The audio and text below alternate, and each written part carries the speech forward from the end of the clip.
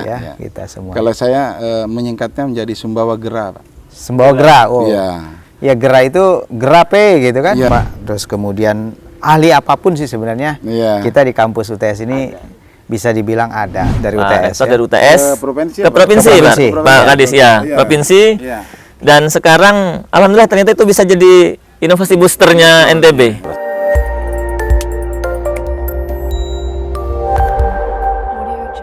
Assalamualaikum warahmatullahi wabarakatuh. Waalaikumsalam warahmatullahi wabarakatuh. Ya, kembali lagi bersama saya Hairul Hudaya di acara Bincang-Bincang Rektor. Di episode yang ke-16 ini kita mengetengahkan topik tentang pembangunan desa di Kabupaten Sumbawa. Nah, teman-teman semua, bersama saya ada orang penting nih di desa ya yang memberdayakan masyarakat desa, tentu saja adalah Kepala Dinas Pemberdayaan Masyarakat dan Desa, yaitu Bapak Rahman Ansori. Assalamualaikum. Waalaikumsalam, Pak Rektor. Bang Rahman, sehat-sehat? Alhamdulillah. Alhamdulillah. Ini baru menjabat ya sebagai Kepala Dinas. Baru sejak ya, belum sebulan. Belum sebulan ya. Setelah sebelumnya di Dinas Kominfo. Jadi yang mengenai masalah komunikasi dan informatika ya. Dan untuk menemani hal ini, teman-teman semua, saya juga didampingi oleh Wakil Rektor 3 Bidang Riset dan Inovasi yang membidangi bagaimana nanti pemberdayaan dosen dan mahasiswa di desa, yaitu Pak Khotibul Umam. Assalamualaikum, Bang. Waalaikumsalam, Bang. Alhamdulillah. Sehat-sehat ya, Bang Umam ya? Alhamdulillah. Udah pakai baju Ini apa nih? Baju untuk batch 3 nih kita turun ke desa. Program Merdeka yang akan kita bahas. Merdeka. Kita akan bahas nanti ya. Iya.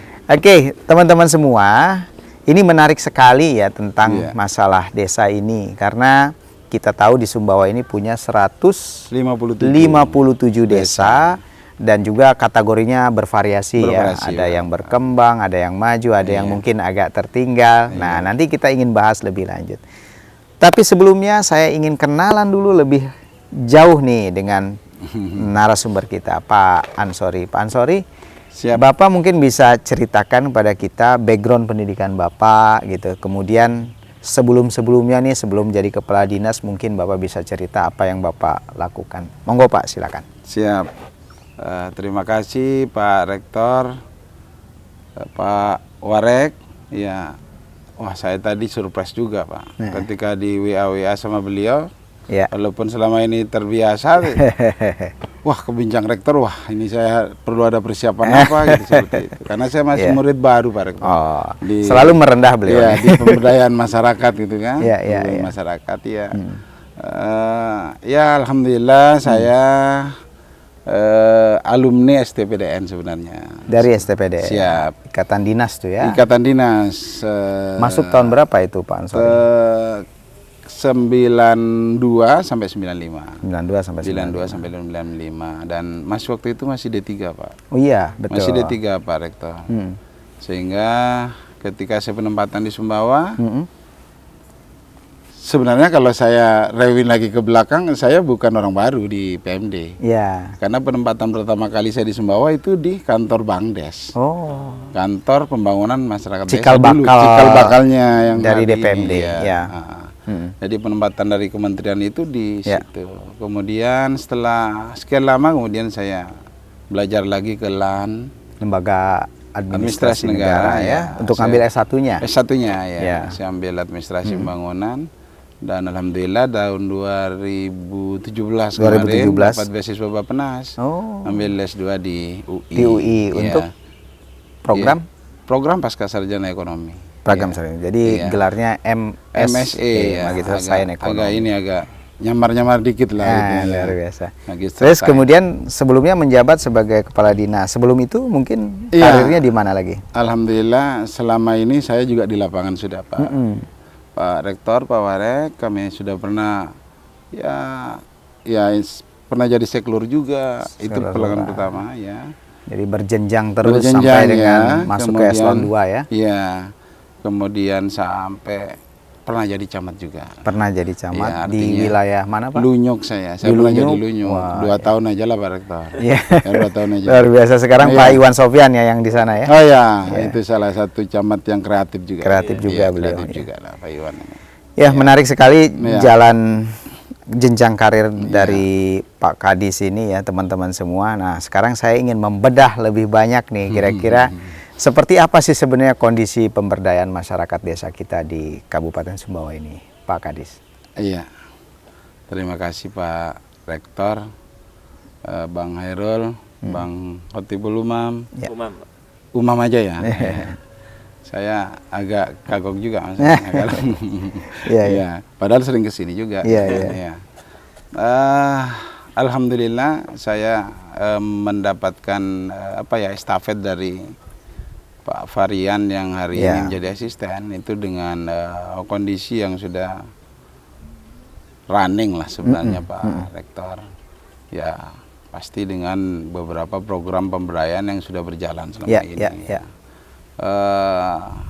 Misalnya kalau dari pemberdayaan ekonomi, BUMDes berkembang dari sisi pendirian, kemudian pembentukan dan sebagainya, walaupun ya masih harus ada beberapa perbaikan di tingkat manajemen mungkin Pak Rektor, menghadapi untuk persaingan BUMDes yang ini untuk BUMDes seperti itu.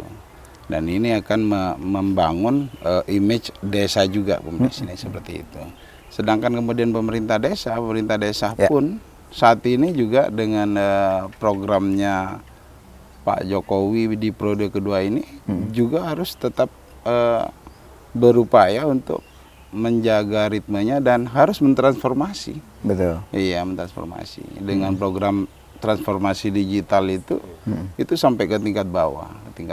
Dan fokusnya soal masa Sustainable Development Goals. Betul ya, juga, desa termasuk SDGs desa pun itu harus kita harus angkat dan menjadi bagian dari isu internasional yang harus sampai ke tingkat bawah. Karena memang fokus dari seluruh stakeholder pembangunan, suka tidak suka pasti akan bermuara di desa. Betul. Bermuara di desa. Pembangunan itu muarasnya harus di desa. Iya. Kalau bahasa menghayal saya, membangun Sumbawa Gumilang itu dari desa. Betul. Gitu. Betul. Dan termasuk membangun Indonesia ya, itu ya. memang dari desa. Nah, Iya, begitu. Begitu sentralnya Pak Kadis peranan daripada dinas ini, dan sekarang bagaimana menurut Pak Kadis ya kondisi kita di Sumbawa ini? Apakah apa yang ingin Pak Kadis capai lah katakan? Oh iya, iya. Pasti Pak Kadis ingin membuat satu legacy tertentu nih untuk bisa ditularkan di sana. Gimana menurut Pak Kadis? Betul, Pak Rektor. Jadi ya sebagai komando baru lah di PMD, dengan melihat kondisi sekarang, saya pengen juga melakukan sebuah percepatan Pak Rektor.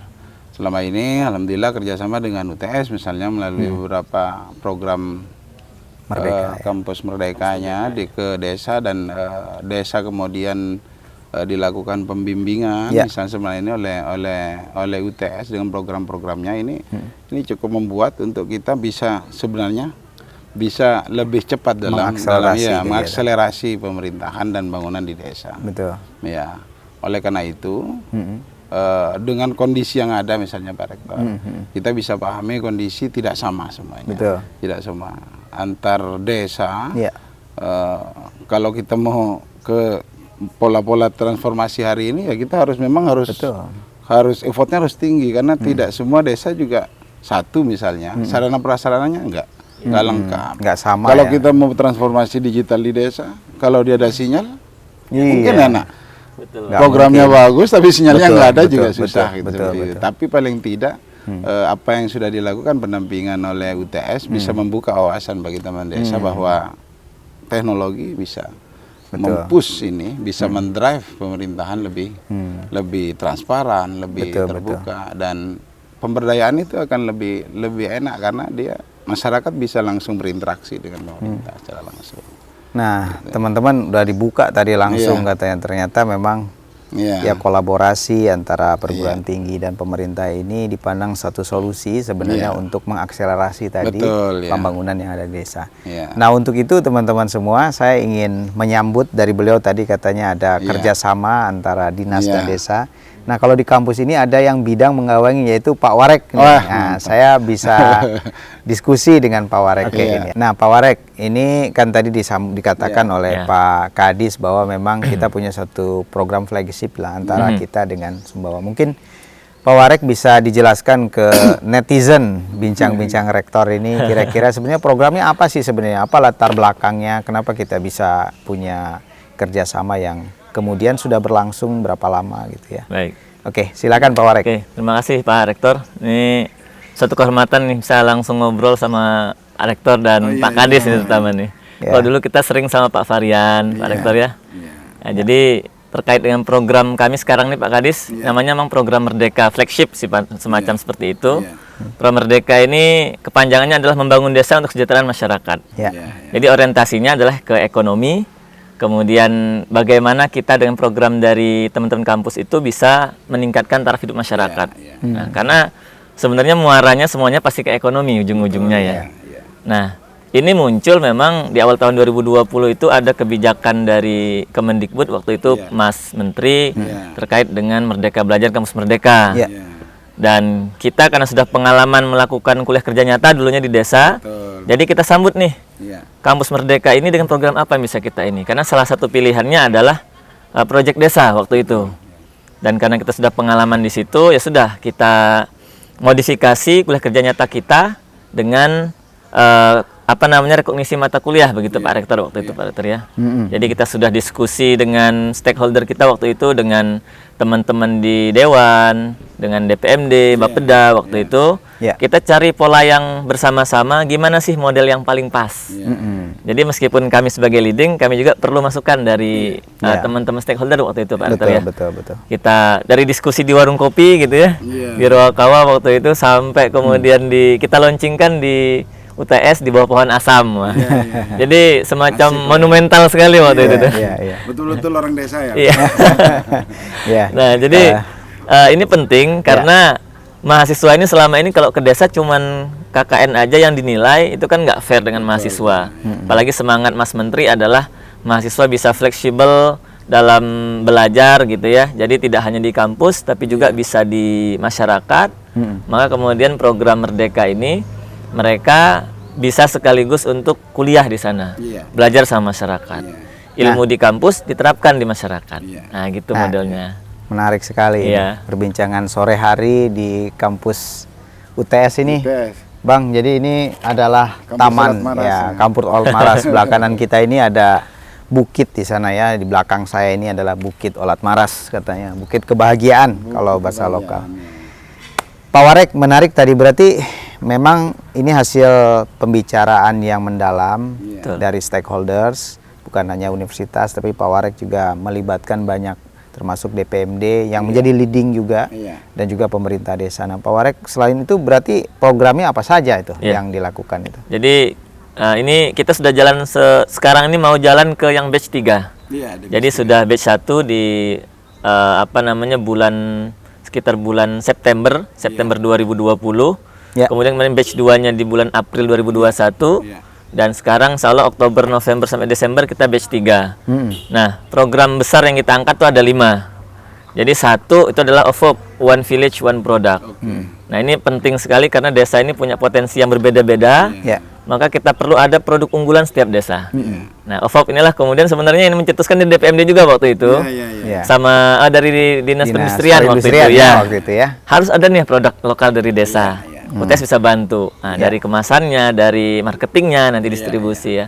Dan ada namanya desa digital.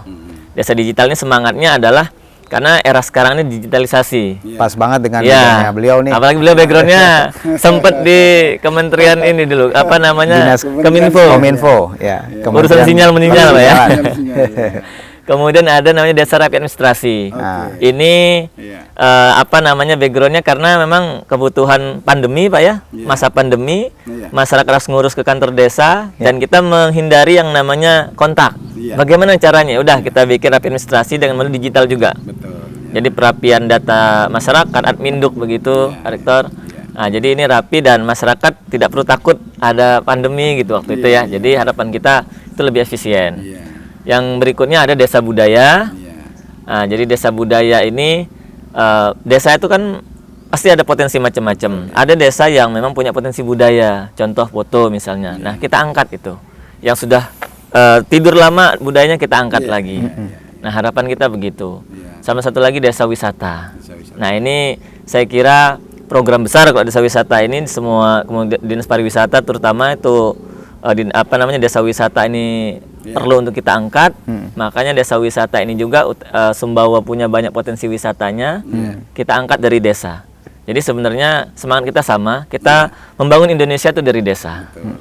Karena kalau desanya maju, daerah kita maju, maka gilirannya Indonesia juga ikut maju. Kan gitu, semangat kita udah sama tuh sebenarnya. Itu dia ya, ketika inisiatif yang akan dilakukan oleh teman-teman ini kemudian gayung bersambut. Jadi saya tertarik lagi untuk bicara sama Pak Kadis ini. Nah, Pak Kadis, tadi kan sudah dijelaskan oleh Pak Warek terkait dengan program Merdeka yang merupakan program flagship juga didukung oleh Dinas DPMD. Nah, Bapak sekarang sebagai komandan baru di dinas yang sangat istilahnya itu sangat strategis ini untuk pembangunan desa. Kira-kira apa rencana selanjutnya nih terkait dengan sinergi ini gitu? Bagaimana Bapak menyambutnya lah, kurang lebih seperti itu? Iya, kan kalau tadi disampaikan oleh Pak Warek, Pak Rektor itu sudah pas sebenarnya.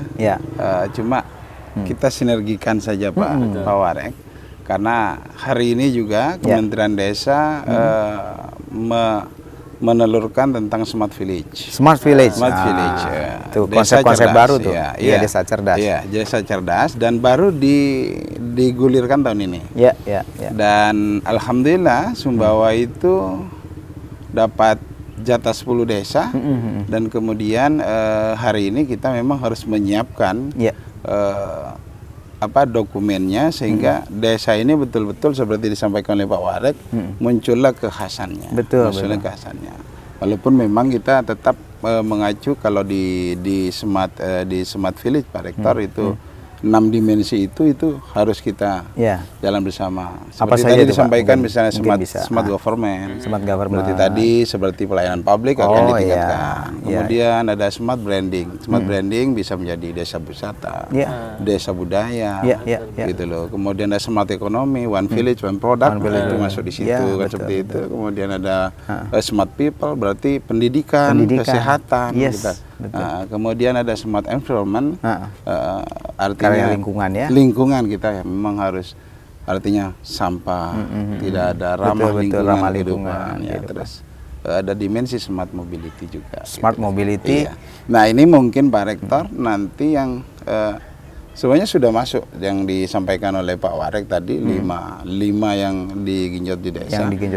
Kemudian tinggal kita mensinergikan aja ke 6 dimensi itu. Di 6 dimensi itu nantinya. Saya kira kita bisa sangat beririsan sekali. Beririsan sekali itu Pak Rektor. Ingin kolaborasi. Kolaborasi. Sebenarnya kan Bapak punya KPI tertentu yang mungkin dengan kolaborasi ini sinergi bisa tercapai insya Allah. Bahkan kalau diminta 3 misalkan oleh pemerintah, kita kasih 10. Karena kita berkolaborasi, karena kami ini kan punya sumber daya manusia, baik dosen yang punya keahlian-keahlian seperti Pak Widi ini luar biasa keahlian-keahliannya di bidang IT sudah tidak diragukan lagi Pak. Terus kemudian ahli apapun sih sebenarnya kita di kampus UTS ini bisa dibilang ada. Gitu. Jadi bisa kita munculkan nih mutiara-mutiara yang ada di kampus itu untuk kemudian mendukung Sumbawa. Memang demi semua gemilang yang berkeadaban itu kita semua. Kalau saya menyingkatnya menjadi Sumbawa Gera, Pak. Sumbawa Gera, ya Gera itu gerape gitu kan? Ya, Gera itu kan artinya cakep. Bagus, ya gemilang lah. Gemilang berkeadaban kalau disingkat jadi Gera.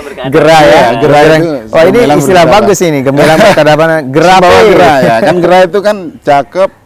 Positif punya gairahnya positif, ganteng gitu. Ganteng, cakep. Daripada mungkin saya mohon maaf Pak Rektor mungkin karena biar tidak terlalu panjang gitu. Disingkat aja lah Gera gitu, Sumbawa Gera gitu kan. Gera. Boleh tuh kita popularitaskan.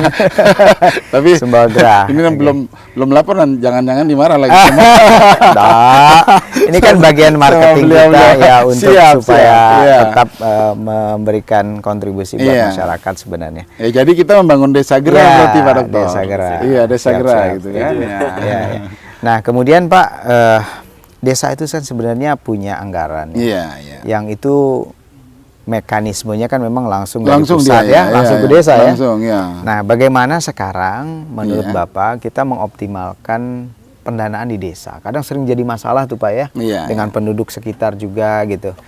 Nah sekarang ini didasari oleh satu pemikiran bahwa sebenarnya pembangunan itu kan bukan hanya pembangunan itu fisik Pak ya. Betul. Ya. Misalnya pembangunan jalan, jembatan dan lain-lain gitu ya. Tetapi sebenarnya kita juga harus berpikir pembangunan manusia Pak. Betul ya. Nah kami ini punya satu inisiatif Pak, namanya itu One Village 10 Engineers.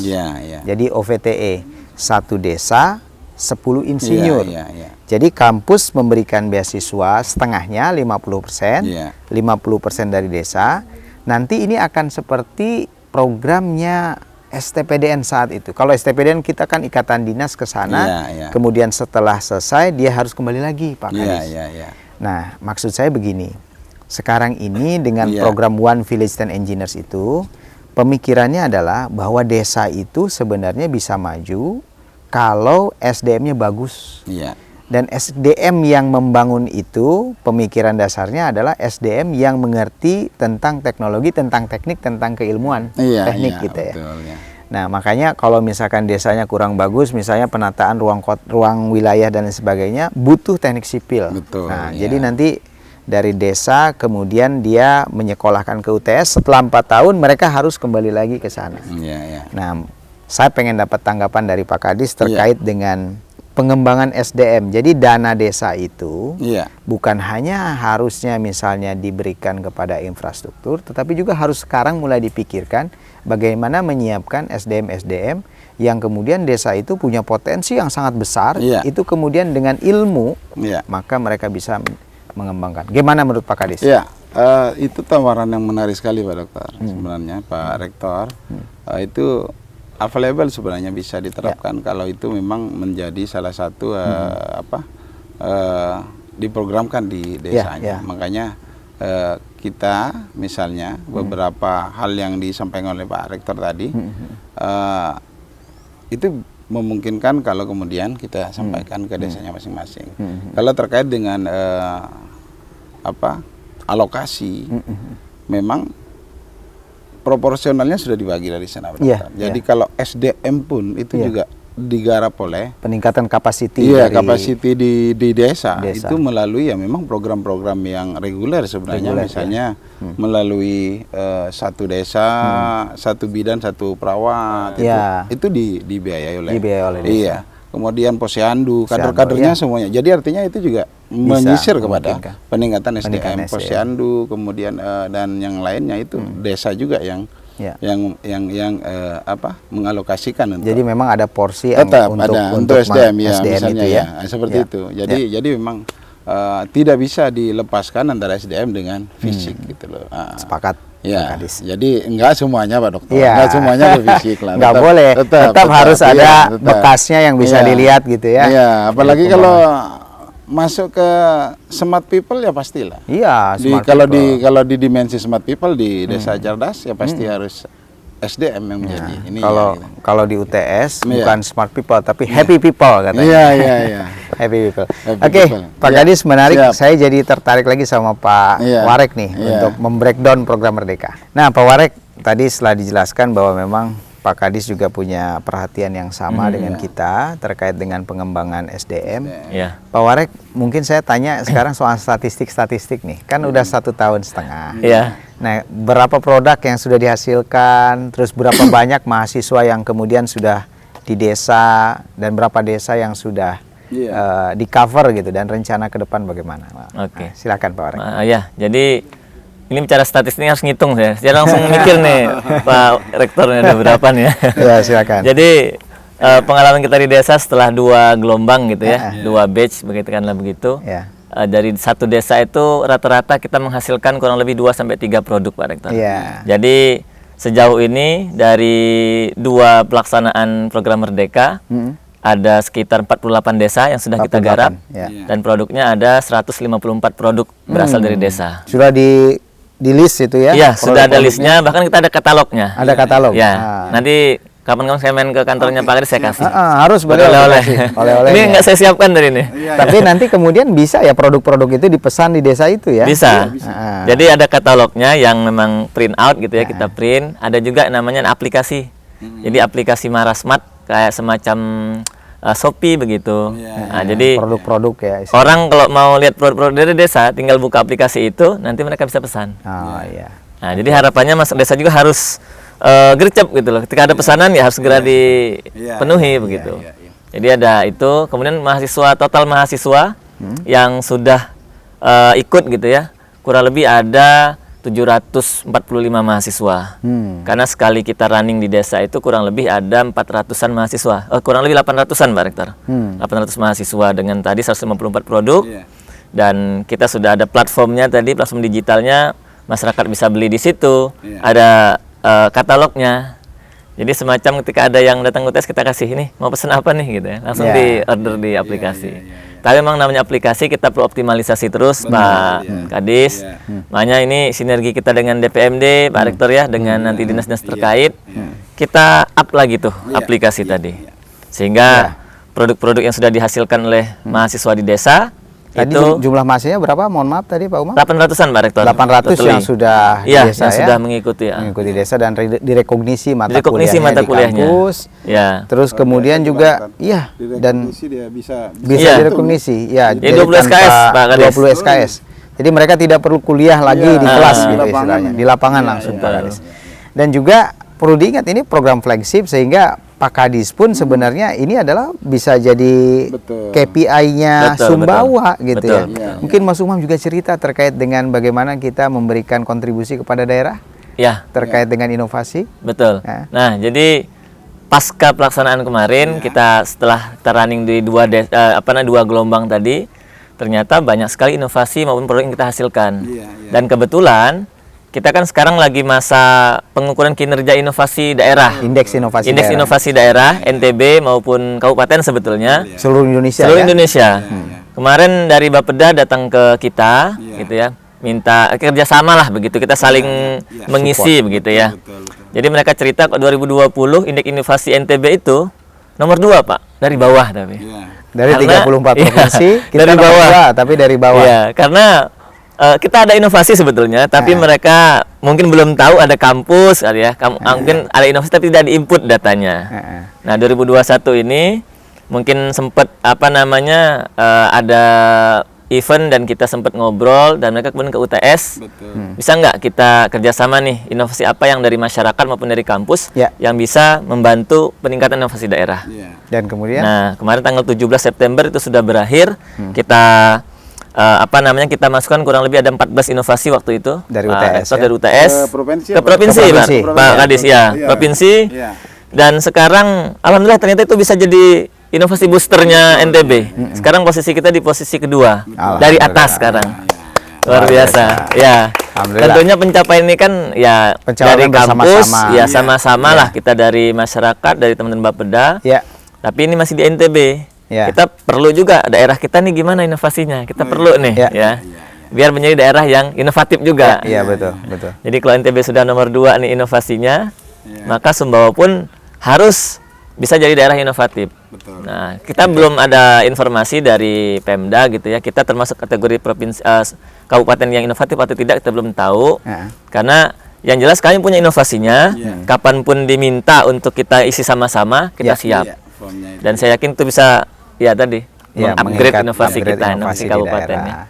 Jadi memang ada satu pepatah yang terkait dengan kolaborasi ini.